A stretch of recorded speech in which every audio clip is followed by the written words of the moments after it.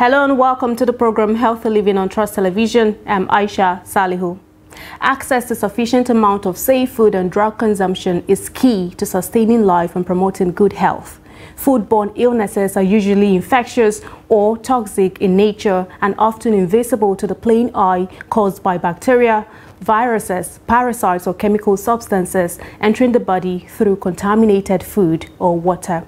With an estimated 600 million cases of foodborne illnesses annually, according to reports, unsafe food is a threat to human health and economy, proportionately affecting vulnerable and marginalized people, especially women and children population. The National Agency for Food and Drug Administration and Control, NAFDAC, over the past few months have been on a nationwide campaign against the consumption of unsafe food and drugs, cautioning Nigerians on dangers and also clamping down on perpetrators and announcing regulations. Let's take a look at some of the reports on NAFDAC's campaign activities. Apart from the consumables, NAFDAC is also worried about the use and misuse of bleaching and lightening cream. This formed the discourse at a media sensitization workshop on dangers of bleaching, creams and regulatory control. In collaboration with the Association of Nigeria Health Journalists, NAFDAC says it is taking a holistic look at the cosmetics business. When people formulate products specifically on order for clients, that is difficult to regulate. It's not put on the shelf, it's just offered to people. So we want people to understand that when you go for a product that has not been subjected to the regulatory review, we cannot speak to what it contains, and we need Nigerians to understand that sometimes those products contain things that could harm you more than you would expect. So you would have long-term damage which could affect your health over time, and we want to make people aware of that. We will be engaging that sector very closely. We've started with the journalists. We will also be engaging those in that sector to make them aware that some things they do could have dangerous implications on the health of Nigerians. Bleaching creams in Nigeria has increased, especially among women who use it as a form of beautification. According to the agency, statistics by the World Health Organization show that about 77% of Nigerian women use bleaching creams that are dangerous on their skins and other organs, adding that the number is the highest in Africa. While some residents disagree with NAFDAC's position, some are in agreement with the agency.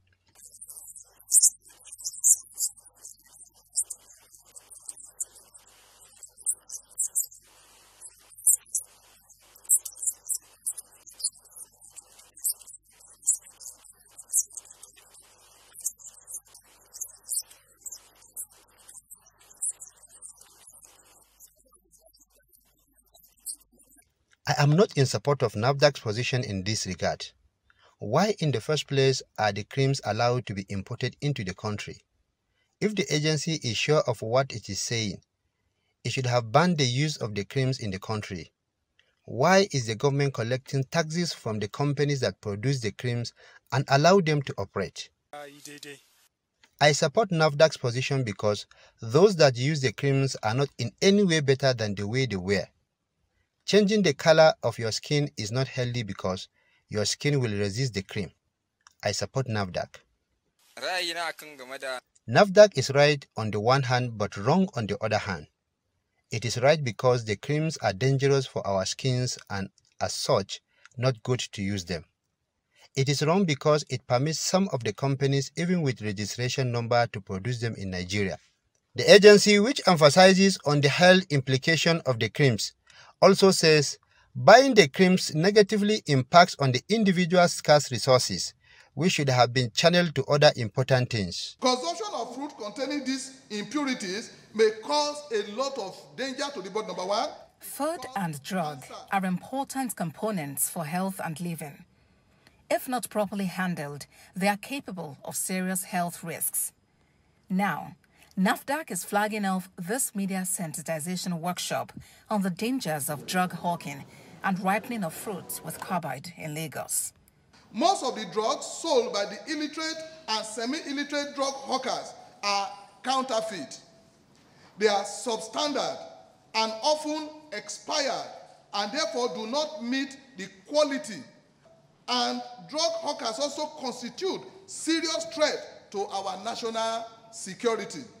According to 2022 WHO statistics, there is an estimated 600 million cases of foodborne illnesses annually, and an estimated 420,000 people around the world die every year after eating contaminated food. That's preventable death. Perhaps more chilling is the data that children under 5 years of age carry 40% of the foodborne disease burden, with 125,000 deaths every year. The safety of the foods that we consume and the authenticity of the food is non-negotiable. Those who are involved in this kind of nefarious activities are going to be apprehended and they will be prosecuted. The agency is seeking the support of the media as stakeholders in combating the trend. It is hoped that this latest effort by NAFDAC will be effective in eradicating the practice of drug hawking and use of chemical to ripen fruits. There have been several campaigns against the use of unhealthy oils due to their harmful effect on people. Most of these products reportedly contain high levels of cholesterol, which increases the risk of cardiovascular diseases leading to many deaths. To this end, the National Agency for Food and Drugs Administration and Control, NAFDAC, has expressed optimism that Nigerians will enjoy better food quality and health following the recent gazette of the reviewed Fats, Oil and Food Containing Fats and Oil Regulation 2022 and the Pre-Packaged Food Labeling Regulation 2022.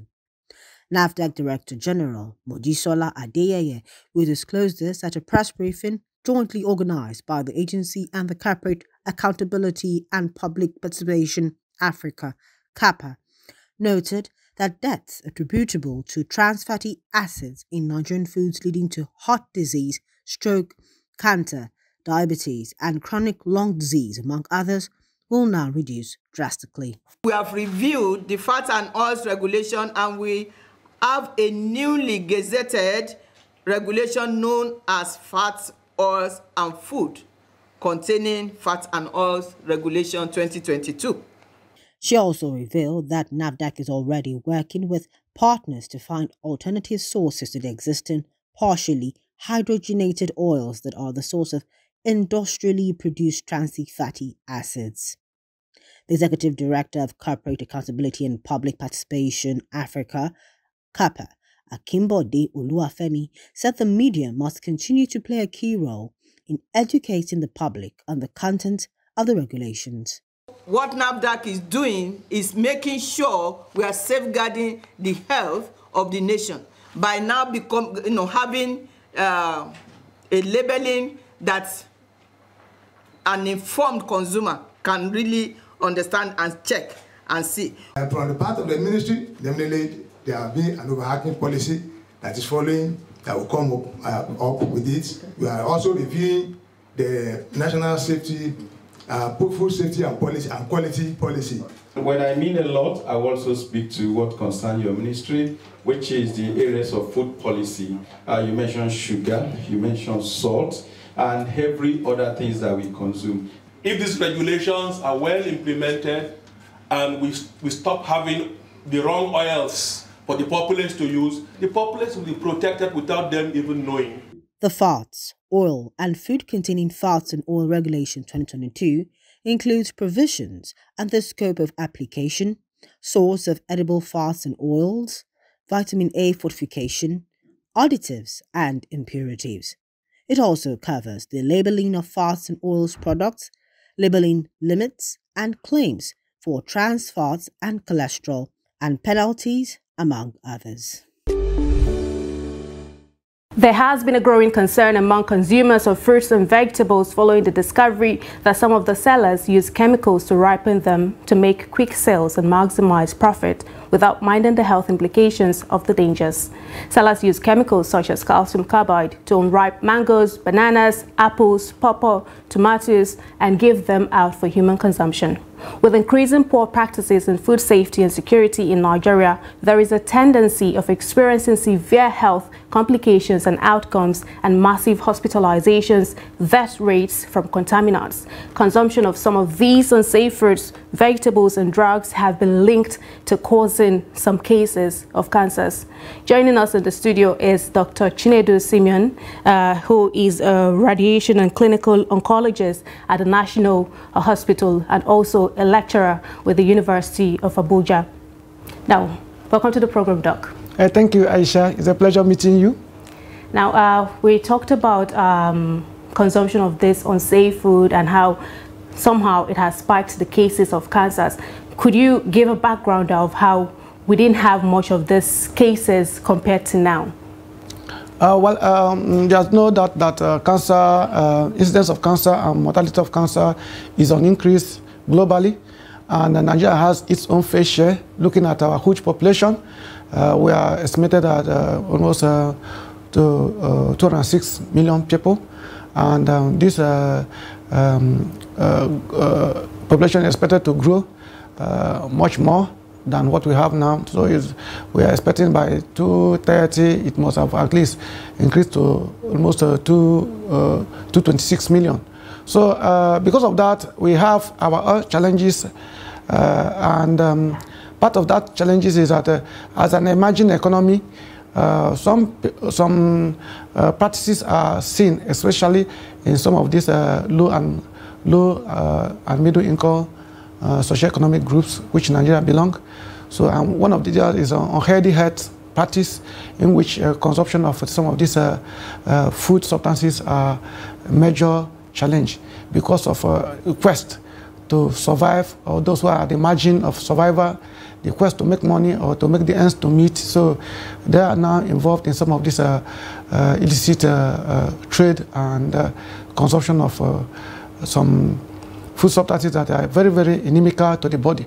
So our experience is showing that this quickening or ripening of fruits and vegetables are now on increase, and there is now a growing incidence of cancer as a result of this, because part of the things that cause cancer is what we consume and our lifestyle. So it's very really encouraging that your organization is taking up this challenge and able to inform the general public about the challenges of this consumption and the danger it poses to the general public. Now, in Africa, the World Health Organization's country representative to Nigeria, who is Mr. Walter Malumbo, said every year Africa records around 1.1 million new cases of cancer, resulting in up to 700,000 deaths. And according to Globocon statistics, in 2020 alone, a staggering 78,899 cancer deaths were recorded in Nigeria. And you did alluded some of these causes of cancer into unsafe consumption of unsafe health practices and also consumption of some of this food and drugs. Now, I'd like to know these chemicals. I mentioned calcium carbide earlier. I'd like to know these chemicals that people now use to ripen fruits and vegetables. What are they originally initially meant for? Okay, like what you mentioned, this carbide. You mentioned the carbide. Carbide is usually used for this. Is if you go to some of these people who are doing wedding in some of these shops, iron benders, the welders, and rest of them, is the carbide that they use in terms of getting their system lighting up. Because that when this carbide is mixed with water, it produces gas, and those gas, when it's lighting, it's now used to this. We call it octane gas. So you now use for wedding. So the ethylene gas. So when we use that carbide, it has been discovered that equally when you pour it on fruits that are very unripe, that it can quicken the ripening. So it is not the only that they are using. They are using other various substances that is beyond the carbide. So, and all these have aggregated in taking away the natural form in which the fruits are ripened, and the essential ingredient that are quite protective in the body being taken away, because this is a natural process whereby the fruits go through stages before they ripe. What this quickening now takes away this natural process, in which case now the carbides and other chemicals are absorbed in the system, and when they're absorbed in the system, they trigger a lot of chain reaction, in which majority of it is the generation of free radicals. And those free radicals is what is actually causing breakdown of cells and immortalizing the cells. And when cells are immortalized, they lead to cancer. So when you now define cancer is purposeless, useless, and uncontrollable growth of cells that has no function to the body. And these cells that are immortalized means that they are now continuously growing. They don't have a limit.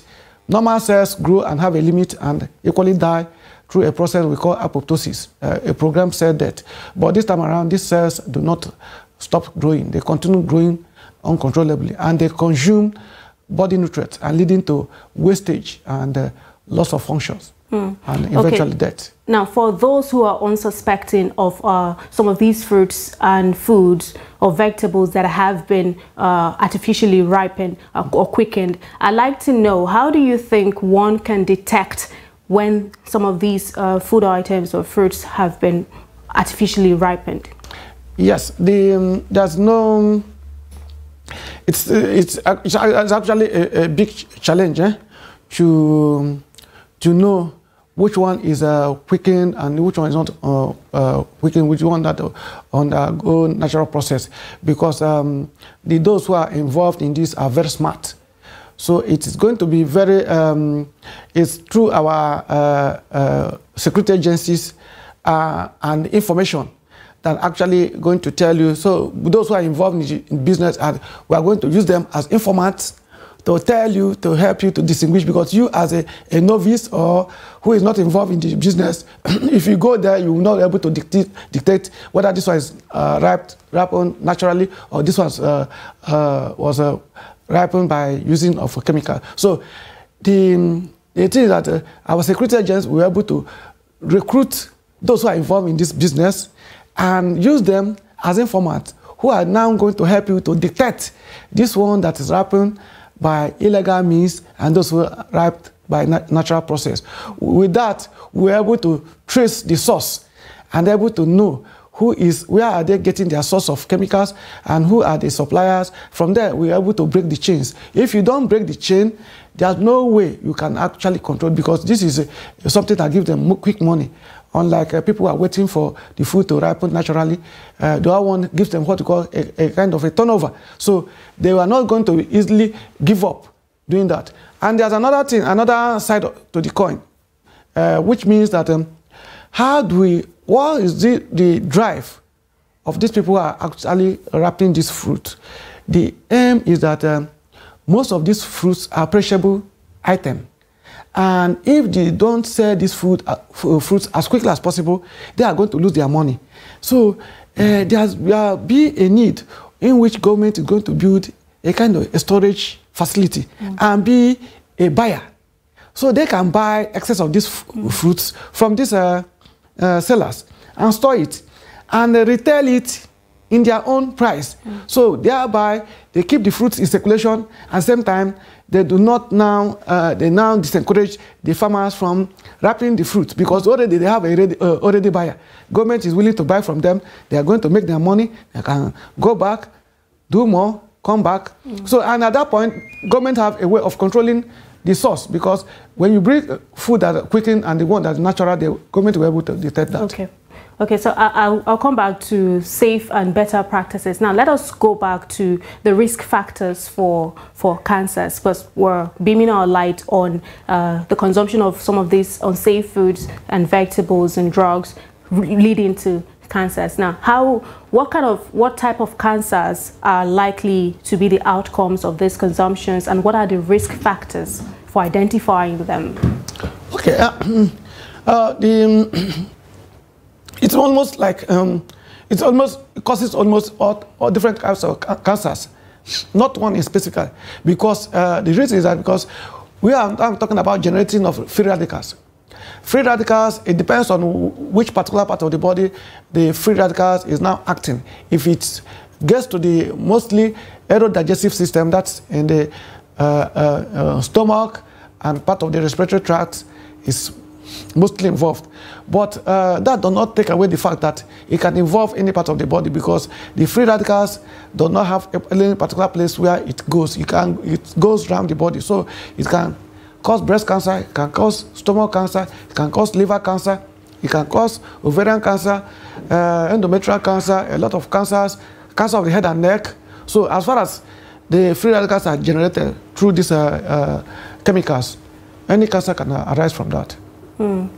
Okay, so now you talked about any type of cancer can arise from some of... yes, but more common is digestive, that's gastrointestinal cancers.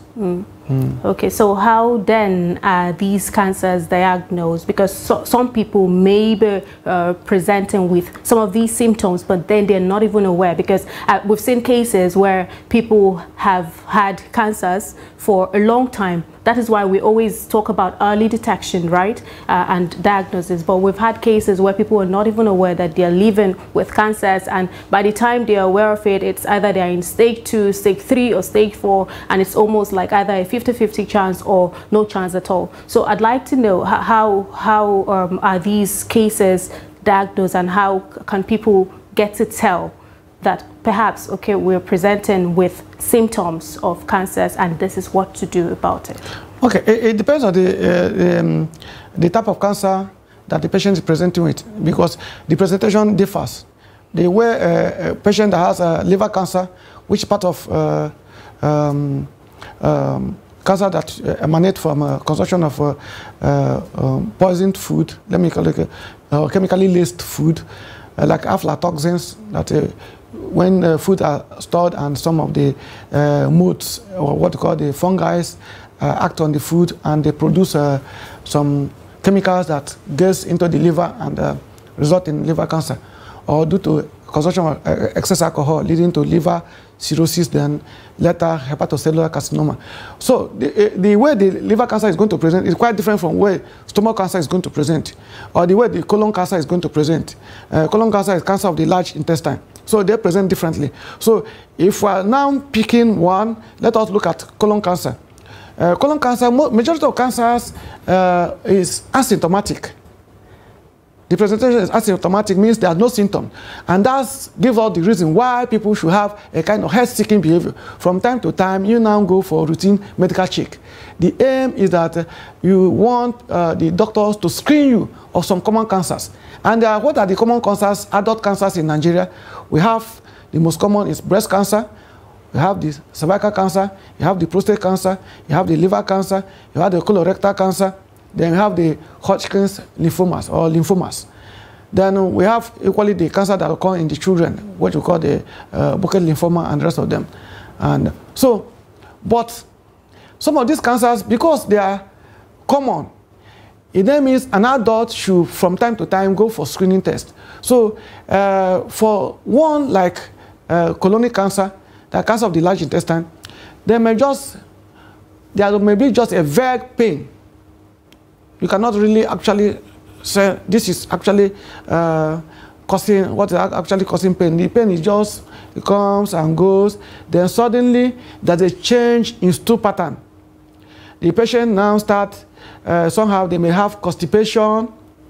The patient doesn't go to the toilet for 1 or 2 days. There's a change. He has been going to the toilet in the morning. Then he now finds that he doesn't go till evening, it doesn't even go till after 2 days, and he's eating very well. Then there may be blood in the stool. Then if the cancer is growing big enough, there may be a situation whereby there will be vomiting, or even a change in the stool color. So all these are the things that come along. And equally, patients start experiencing weight loss and loss of appetite. So it's now when the patient gets to the hospital that the doctors now do some series of tests which will involve imaging studies like abdominopelvic CT scan, computed tomography scan, or simple abdominopelvic ultrasound and X-rays and tumor markers and full blood count and liver function tests and rest of them. They can now detect that something is wrong. they can equally do 2 tests, what you call OCOTS 2 test, which is one of the key tests we do as part of the screening test. So with this, they were able to establish that there's cancer ongoing or a lesion suspicious of cancer. So when they have a suspicion, they can now send the patient for what we call biopsy. It is the biopsy that actually confirms. Let us look at importation of fruits, especially apples now, that is wax coated, and chemicals are put in a bid to preserve this apple. So what would you say, what can you say about that? Because the apple is imported in Nigeria, it had to pass through some checks.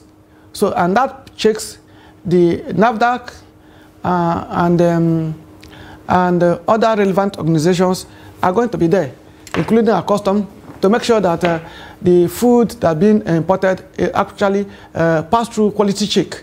Because it has a reducible minimum of the chemical preservative that can be used or acceptable globally and then locally for every society. So it is this. So anyone that is coming, the NAFDAC people are supposed to now do that quality check and able to do qualitative and quantitative analysis on the chemical content of the preservative and to know whether this preservative is something that is tolerable to human consumption or not.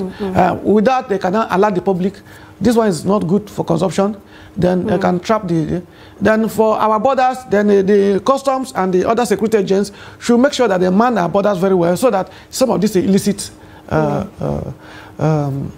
food supplements and vegetables do not come in. Okay. Now, speaking about chemicals that are tolerable, you talked about it earlier. I'd like to know, we're talking about chemicals now, the use of chemicals, and how perhaps some of these chemicals are the ones that are responsible for spiking some of the cancerous cells in the body. But I'd like to know, how do we get to identify the chemicals that are safe, that are tolerable, that should be used in some of these fruits, foods and vegetables and even drugs? Okay, there's something I'm going to tell you. There's nothing you consume that does not have its own side effect. In short, even the food you are taking this morning have a side effect, but you have taken the quantity that you can manage. Then when you go to excess consumption of that food, you find out that you have a problem. You're going to have a problem immediately. So the same thing applies to some of these chemicals that are used for preservative. So when we're talking about tolerability, it means that there's a minimum that can be used, and over some time, which is science-based, is evidence-based, that over some time we have found out that using a particular quantity of this does not lead to any harm to any man. Fine. Just like if you consume any of these supplements and they are in a large quantity, instead of doing the work it's supposed to do, it starts giving you problems. So everything is in a moderation. So it's the duty of the NAFDAC to actually do qualitative and quantitative analysis to know the amount of the preservative that's involved. Thank you so much, Dr. Chinedu Simeon Arua, who is a radiation and clinical oncologist at the National Hospital and also a senior lecturer at the University of Abuja Radiation Medicine Department. And I hope you have gained one or two from what we have discussed on this episode of the program, where we talked about food safety and also the illegitimate use of chemicals to ripen fruits, foods and vegetables, and also for drugs, people who illegitimately sell drugs that are not even prescribed or not even allowed, and they are not the agencies or the people to sell some of these drugs. And that wraps up this episode of the program. But for comments, contributions and suggestions, do well to follow, subscribe, like all of our social media platforms. Join us again on another episode of the program, because this is a continuation, a conversation that is going to continue on this program, Health Living on Trust Television. I'm Aisha Salihu. Thanks for your time.